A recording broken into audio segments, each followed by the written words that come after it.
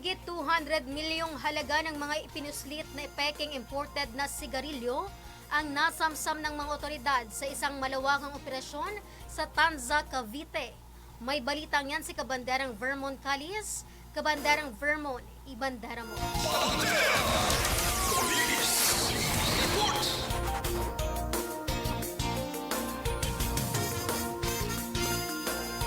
Mahigit 200 milyong halaga ng mga pinuslitan na peking imported na sigarilyo ang nasamsam ng mga otoridad sa isang palawakang operasyon sa Tanza, Cavite. Nilusob ng pinagsanib na puwersa ng pulisyang at the Bureau of Customs at militar sa isang bodega na umano'y ginagawang tambakan ng paggawaan ng mga iligal na sigarilyo. Personal ding nag-inspeksyon si John Sick Remulla at nagbigay ng mahigpit na babala sa mga negosyanteng sangkot sa legal na kalakalan.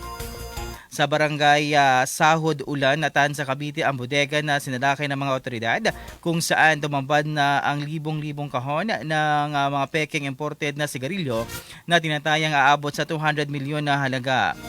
Ayon sa mga investigador, ang warehouse na natagpuan sa Antero sa Riano Highway ay nagsisilbing tambakan at umano'y production site ng mga pininagbabawal na sigarilyo. Wala sa lugar ang sinabing may-ari ng bodega at ang umuupa rito ng isinagawa ang operasyon. Makita sa loob ng malaking makina at iba pang mga kagamitan sa paggawa ng sigarilyo. Isinagawa ang raid sa bisa ng paglabag sa Republic Act 10863 o Custom Modernization and Tariff Act at Republic Act 12022 o Anti-Agriculture Economic Sabotage Act.